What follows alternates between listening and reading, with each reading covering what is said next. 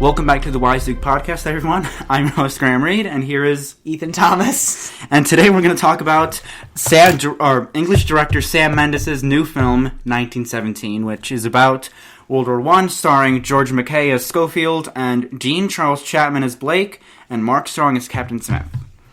What did you think of the movie as just like a history buff coming from your perspective? Oh, I really enjoyed it. I thought it was really well done. I thought there were like a lot of things in the movie that reminded me of World War I. There were a lot of things that seemed to be historically accurate in terms of the way that they portrayed the war, the way that they portrayed, for example, the trenches. I thought that was really well done. That was really cool. Just like the set design of just and like seeing the trenches and just like how they start off on the ground. And they just go into the trenches. It's so cool. Yeah, and I think like, the historical accuracy in terms of like the little side areas in which there would be usually the more important people would be staying there.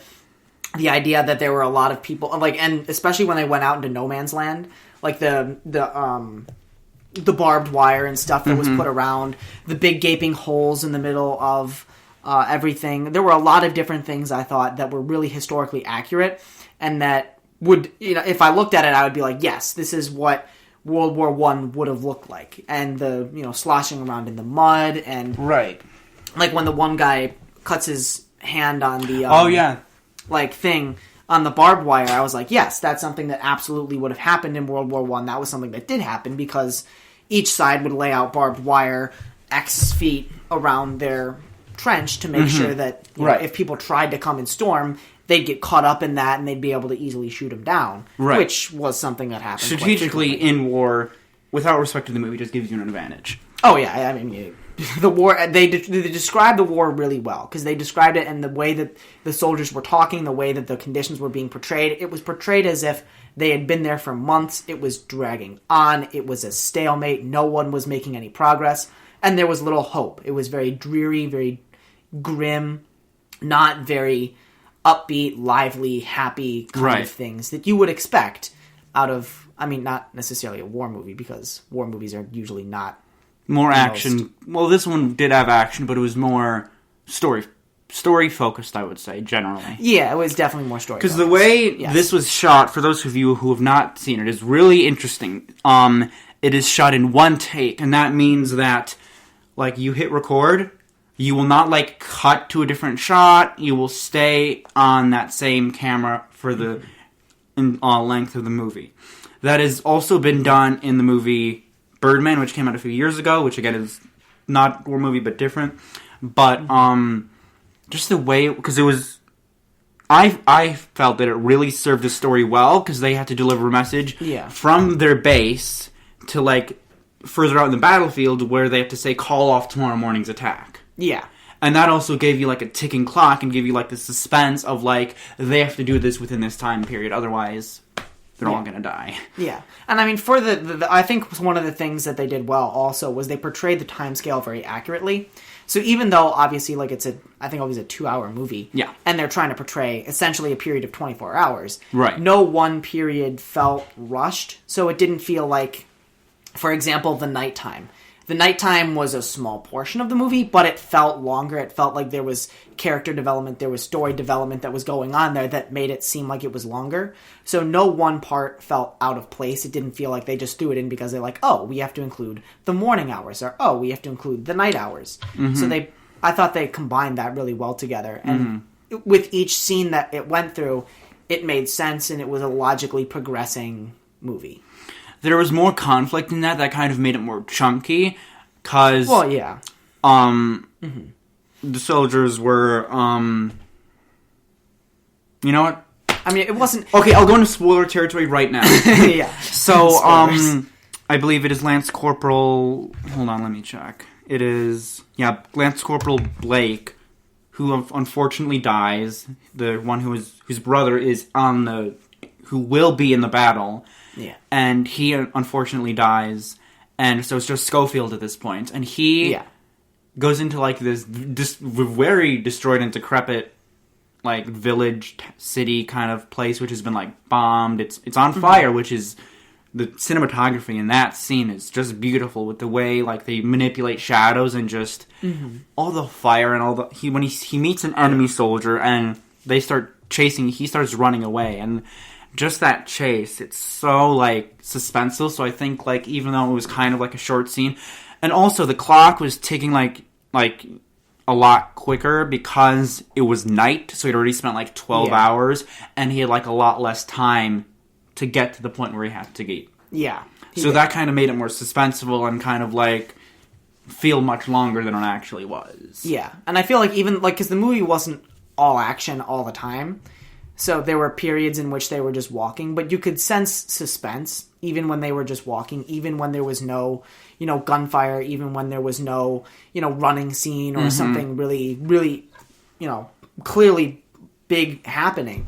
They still were able to like manage the suspense and manage to keep the plot moving along while at the same time still capturing the severity of what the situation was, which I thought they did really well, because I think there was a lot of places that if they did things differently, they could have screwed up, and that they could have, that would have hurt the plot line, that would have hurt the overall ambience of the movie, because it felt like you were rooting for him at the same time, and there were several points at which both of them thought they were going to die. One of them obviously does, but that they could have, like, the way that they handled it was really good. The way that they kept you in suspense even in those moments where it wasn't kept you engaged action. The whole time. Yeah, precisely. Nice yawn. So, because typically, with regards to filmmaking, you shouldn't really have, like, a really long take or, like, stay on one shot for a long time, unless, it serves the story or keeps you engaged. And this, the one take did serve the story, because you're going from point A to point B. They want you to be with the soldiers during all the time. Yeah. It's not like most movies where they, start off and then they split up the characters, like in Indiana Jones, Raiders of the Lost Ark, speaking generally, where Marion gets put in the basket, and he's looking for her. Then they show both of their characters when Marion gets shipped away. When they split up characters, they have the characters together. They keep you with these characters for the full length. Yeah, which is really interesting and definitely engaging. And they just keep the plot. I mean, they don't keep it like rushed, but again, like they keep it. The pacing's just keeps going. Yeah. Absolutely. Like they just have like little things that happen just to keep you interested, which is really good. And also just to kind of talk about the cinematography, because again, it's theoretically it is possible to do a one-take movie and like do it all at once. Well, that's theoretically impossible because these are not theater actors; they're screen actors, and they would need to learn like the entire script. But again, it's not necessarily the structure of a play; it's the structure of a movie.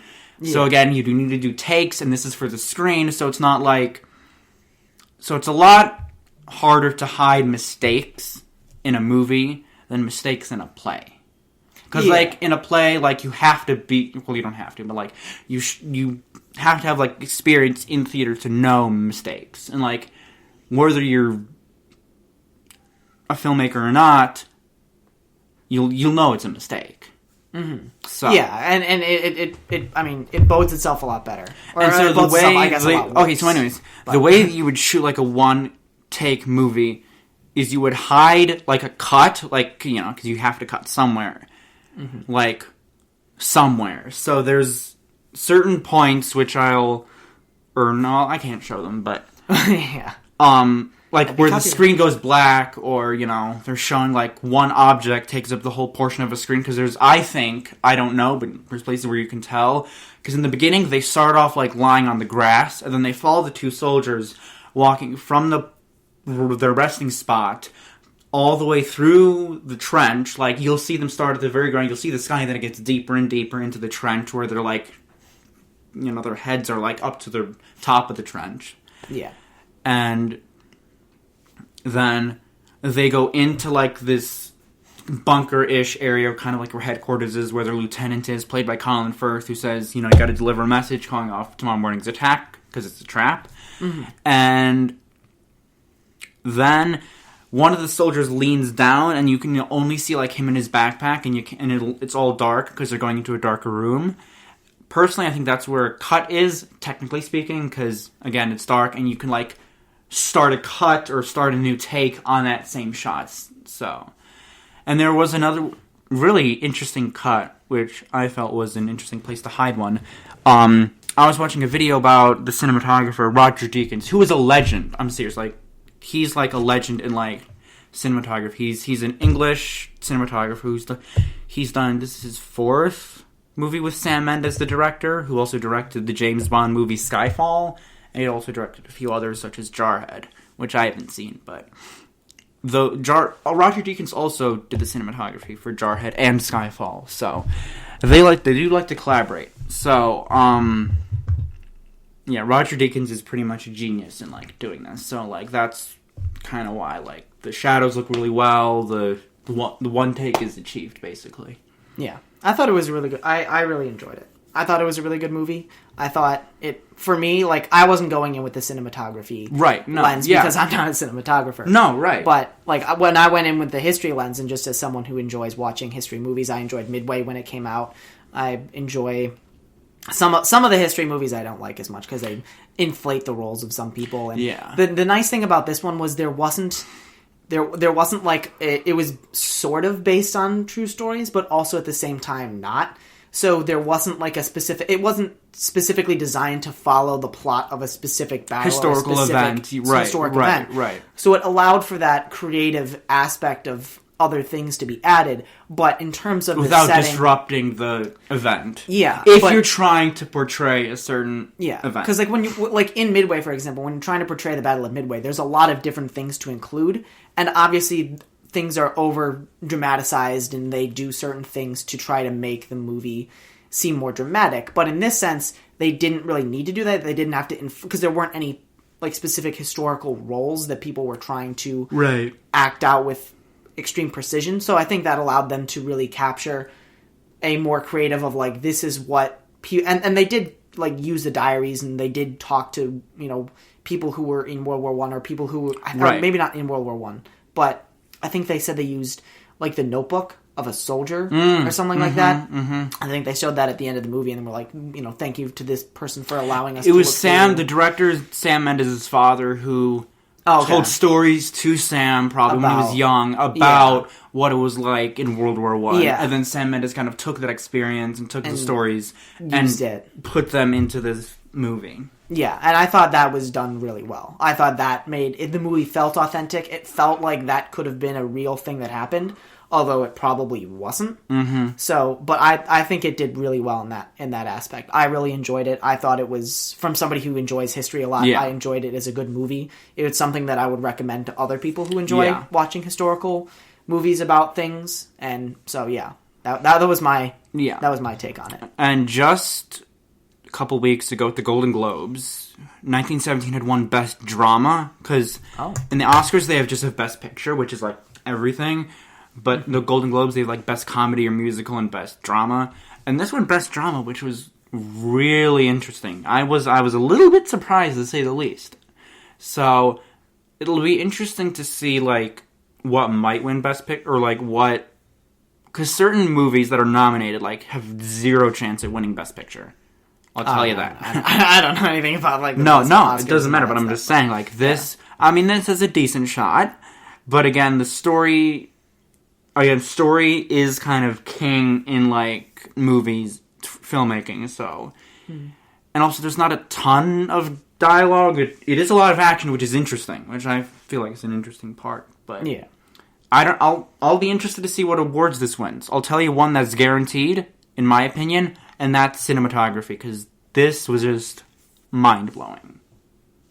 Just the way it looked, the way they shot it, just all the action. It was so good, because when there was a part when Schofield was approaching like a bridge that was broken, and he had to jump across. I remember that part. That was like they were showing his feet, you know, walking along not to trip and fall in the water. He jumped, and right as soon as he landed, somebody shoots at him. You don't see the enemy, which is interesting, which is also kind of an interesting part of World War One, because there wasn't just generic, you know. Well, I mean there was. But, I feel like it was like the way that they set it up was nice. It's interesting that they didn't show the enemy, but I think that was something that was pretty common, because like when you were shooting at the enemy, often, I mean, you didn't have the precision with artillery, like behind the actual front lines. You'd have artillery that wasn't exactly accurate, so you wouldn't guaranteed to hit something. You were shooting from the trenches. Yeah, you were shooting from the trenches, so you didn't really see a whole lot. And in this case, the guy was shooting from a building onto the bridge. And so you knew where they were shooting from. But that also helped lead to the suspense of that, you're just as confused sometimes as the soldiers are, and that allows you to,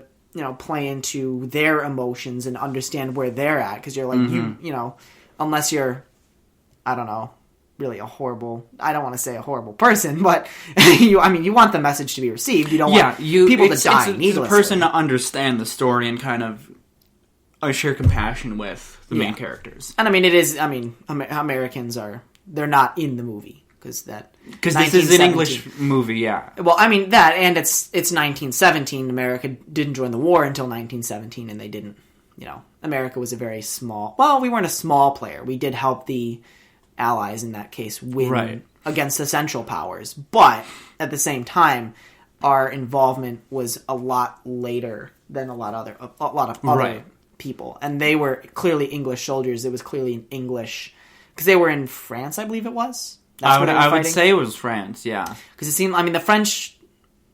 I'm going to make a joke about the French. The French, their flag should be the white flag because they surrender it every single time that Europe goes to war. Because, Napoleon, and then he gets defeated, and then World War I, and France gets... they didn't ever get to Paris, so that was something. The Germans in World War I didn't get to Paris. But then comes World War II, and the Germans completely annihilated France, and they got to Paris, and there was, the Vichy government, there was... the Vichy France and the Free French, yeah. Yeah, and, the French resistance and things like that. Right. But French oftentimes get demolished, and then the English usually have to... And they even demolished themselves 200 years ago. Well, yeah. The French Revolution was not exactly a pretty time for monarch. Well, and then there was a consort of Europe with Clemens von Metternich. Sorry, we're learning about this in AP Euro, and we're trying to use that knowledge. But anyway, getting back to the actual it's still an interesting movie, the way it's set up. They do set it up well. It's not like it's based off a true story like Once Upon a Time in Hollywood, where Quentin Tarantino kind of relies on the viewer's knowledge of Sharon Tate and 60s Hollywood. But and this one is kind of pure. They're fictional characters, but they're based off of true-ish stories. Yeah. And you could watch it and you'd understand the context of what's going on. They explain the context well enough so that if you're an inexperienced person, you know what's going on. So and it sets the drama up right away when they go down and they're like, we have aerial photography of reinforced German lines. And that was something that did happen that both sides would engage in, is they would trick the other one to try to lure them into a false sense of security and demolish them because they were trying to gain more land. And that was, it was a bit of meters. And it was also when they were talking about miles versus feet. And they were like, you're talking about miles, not even feet. Like, we've been moving feet this whole war, and now you're telling me that we're going to move miles? That's just not the case. There's no way that's going to happen. And that's how people actually felt. It got the drama. Another really suspenseful and actiony scene was when they get to the point where they're in the German trench. Now that's an interesting point because they reach the German trench and they think there's probably one loner or a few soldiers trapping them, and then they go in, they get more food or better quality. Yeah. But what's interesting is there's a tripwire. They say there's a tripwire because if you see a rat that's just scurrying around, licking all the food and whatnot. Yeah. And at first, you don't know what it is. It's got to be there for a reason. And the rat, they see, they point out the tripwire, and as soon as they mention that, the rat walks across the tripwire. And blows up. And then, yeah. That's when the whole trench blows up. And then it's Schofield who's buried under the rubble, and you think he's going to die. Yeah. And then Blake carries him out, and he's got all, the dust and, not soot, but all the white, dust from all the rocks on his face. He can't even see when they're trying to get out. So that's a really suspenseful scene, which I really adore. And then they get to the little hut where Blake dies, or not the hut, but the little farm, I would say, where they have the bucket of milk. So Yeah. And that was also interesting because the plane comes and crashes through the barn, and just all the fire just burning. And also the plane, they're over a hill, so the plane goes down. You think it's just going to crash, but instead it comes back up, and it's like, my God. Now they're screwed because the plane's coming right towards them. Yeah. And I mean, World War I was pretty. Well, I mean, there was a lot of there was the one thing that there wasn't a lot of was a lot of dogfights. Right. So I did think it was a tad odd that they mentioned dogfights because dogfights weren't as common in World War I because the planes were most of the planes were used for reconnaissance and like for scouting out enemy positions because they didn't have precise. I mean, even in World War II, they didn't have precise bombing. They'd drop bombs from high altitude, and sometimes they'd hit the target, sometimes they wouldn't. That's part of the reason so many innocent civilians ended up dying, because oftentimes bombs would drift away from their intended targets to hit, civilian targets accidentally. And so I thought that was a little odd that they knew about the dogfights, and because that usually wasn't something that happened. But I did think it moved the plot along when the plane crashed and then the one guy died. Because it did better. And I'm glad that they, in some cases, kept characters dead. And like, because here was the only part about Star Wars that kind of, at some points, peeved me a little bit, was, and I was talking with other people, and they were saying this too, that a lot of people, like, you thought died, like C-3PO, you thought was going to die. Or not essentially die, but like his memory was essentially erased. He was going to get wiped. Yeah. You thought Chewie was dead. Neither of those two things actually happened. And those were iconic characters, and I thought, if you're going to tug at the heartstrings of killing Chewie, leave him dead. Don't just bring him back for the sake of... Or at least kill them, like, in some emotional or at least final send-off way. Yeah. But again, these aren't like... They did with C-3PO, but we're not talking about a franchise here. This is just a single movie that's not going to have a sequel. Yeah, but I thought it's still important that sometimes I feel like movies bring characters back that you thought were dead with no apparent reason. And it kind of just means it's like, oh, well, so all that stuff was for nothing, so it didn't really matter. Right. And, like, yeah.